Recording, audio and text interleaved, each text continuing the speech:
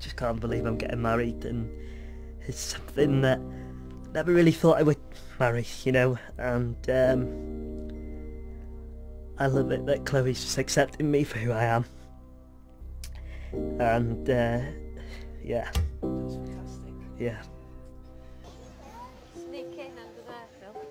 The Lusted family, Dave, Dawn and their 2 sons, James and Philip.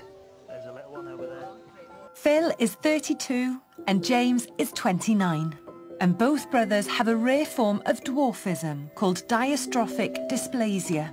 I'd seen people on telly as dwarfs, but never thought we as a family would have dwarfs. It's just one of those things, it's a chance in a million for 2 people with the same gene to get together, and there was a 1 in 4 chance of it happening. Both brothers have faced many challenges. They've battled serious physical difficulties that could have left them unable to walk. When I had my frames, I was so upset one day. Mum didn't know what to do, and Mum was upset as well. And I thought, oh, if Mum can't help me, who can? She's bringing it all back. When I look back on things we've had to do with stress, trying to get things for Philip and James, at one point in my life, I could have walked away.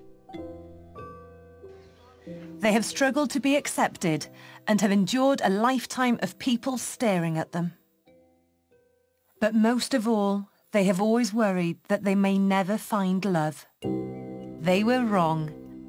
Phil is in a relationship with Kathleen, who he met online. And James is marrying his girlfriend Chloe. I'm actually torn, aren't you? You know when you see someone, you get that feeling in your stomach. I was lost for words, I guess you could say. You make us the bride. 2 small men who have found their big love story.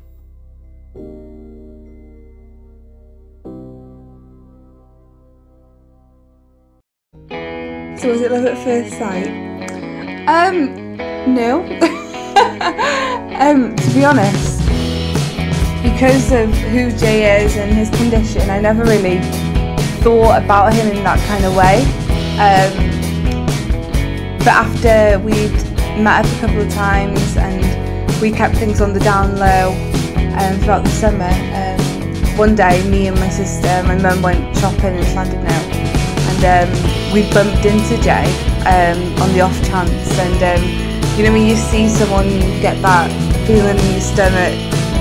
It kind of was then that I thought, oh wow, okay, I kind of like him. Yeah, and I never go shy, never. But I mean, I was lost for words, I guess you could say.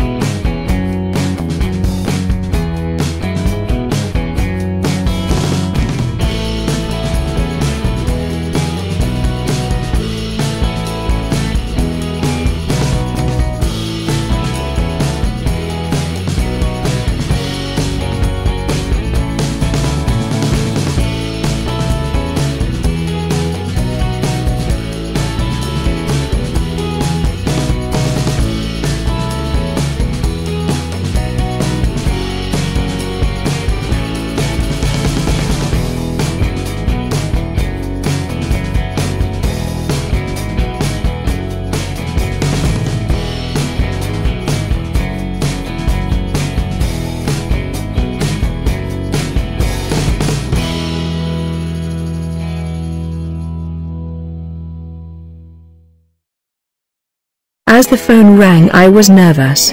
I was about to tell my mum about my new boyfriend and I knew she would be shocked, so I had left it until I was on my journey back to university, almost 200 miles, 320 kilometers, away.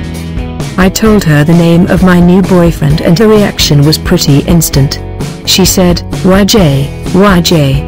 Chloe, he is a dwarf, you're not suited." She couldn't understand what I saw in James, who everyone knows as Jay. She was in shock. Jay was born with dystrophic dysplasia, a rare genetic condition that causes dwarfism, despite both his parents Dawn and Dave being of average height. Jay stands at 3 feet 7 inches, 1.1 meters, tall while I'm 5 feet 7 inches, 1.7 meters, and that was part of the reason I was so nervous about telling my mum. I was a bit angry at her at the time. Why couldn't she just accept it? But looking back at it now, she would have had reservations about any guy I got with. And because Jay was different, I guess I can understand why she was so shocked and reacted like she did. Growing up, I was very much into boys from the age of 16, but I was always looking for a long-term partner. I have grown up in the church since I was 5 years old, so it has always been really important to me, and I have always wanted to have a wedding and a marriage. I guess I am traditional in that way. Image copyright James and Chloe lasted. Before Jay, I had 2 long-term relationships and always wanted to settle down with someone. I didn't want to date just any guy. I was always asking myself, is this guy marriage material? And, if not, what am I doing with him? To be honest, when we first met, I didn't really think about Jay as a potential boyfriend. Because of who he is, and his condition, I never really thought about him in that way. He was friends with friends of mine, and we were acquaintances, but we became friends on the day he carried the Olympic torch when it travelled through Wales in May 2012. He had been chosen to carry the flame because of his work encouraging others to become involved in disability sport. As the British Class 1 badminton champion within the Dwarf Sports Association for 9 years and someone who had travelled to Beijing in 2008 as a British representative, he was a natural choice to have a turn carrying the torch. I went with some of his friends to watch him, and met him and his family properly for the first time. What I liked about him was that he was an all-round happy person, and positive person to be around. He always carried a conversation, which is really important to me, and he just shone. But I was dating someone else at the time, so it wasn't until we broke up the following year that Jay asked me out. I was studying in Cardiff, so he sent me a text message asking if I'd like to go on a date. I said yes, as I liked the fact he was so positive and outgoing. Our first date was at a bar in Butterswycoed, Gwynedd, in May 2013, and we just got on.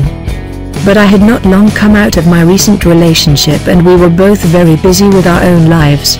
This meant we didn't see each other that regularly, so we decided to keep it quiet for a while.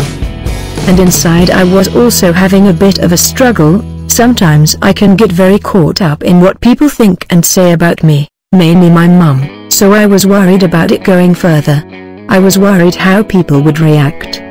But as I started to find out how well known Jay was in the area, and how much appreciation he had, the worry about what people would think gradually disappeared. I wasn't really 100% about it until, one day, my mum, me and my sister went shopping in Llandudno and we bumped into Jay. In that moment I had that feeling in my stomach that you get when you see someone and you know you really like them. I never go shy, but I was lost for words. When I went back to university that September, we made our relationship public. My mum was a single mum and fiercely protective of me and my 2 sisters, but it didn't take her long before she changed her mind after her initial shock, and started to appreciate who Jay was and how he treated me. Now she just sees Jay, nothing else. Jay has had a few people comment on photos of us on social media in the past. How on earth has Jay got this really beautiful girl? But it is not just about looks. Jay is very attractive to me and vice versa. Around a year after we made our relationship official, Jay and I went back to where we had our first date in Butterswycoed for lunch. We then drove up to our favourite lake, Llangirionid, which is a beauty spot nearby. Jay was particularly quiet on the way up to the lake, which is not normally like him. We got to the jetty and I sat down, and before you know it he was behind me tapping me on the shoulder. I turned around and he was on one knee, and said, "What would you do if I asked you to marry me?" I said yes. Our wedding day last August was the happiest of my life, and I am so excited to spend the rest of my life with him. But what I didn't know as I teased him for crying at the altar was that the moment was loaded with emotion for him for many reasons, because he had spent part of his life believing he would never find love, let alone get married. Jay says he appreciates how I accept him for who he is and that I see him, not the condition. We work as a team and love and support each other. Since getting married we have moved into our house in Colwyn Bay and are busier than ever before. I am close to graduating from Bangor University after qualifying as a primary school teacher, and Jay has just been elected a councillor on the local council. I have always wanted a family and I'm so excited for that, but I'm happy to wait a couple of years as I would like to be in full-time work. We have spoken to doctors about having children, and the possibility that ours will be born with the same condition as Jay, but because it is so rare, the likelihood is slim. All the same, we are not bothered about being tested for it. If we do have a dwarf baby I wouldn't have any worries about it, and the same if it is an average-sized baby, I will love it just as much. Jay hadn't dated anyone before me, so I always feel very blessed that I was his first love, and will be his last love too. He is someone who likes to dream big and have other people around him who are the same. I'm so lucky to have him in my life.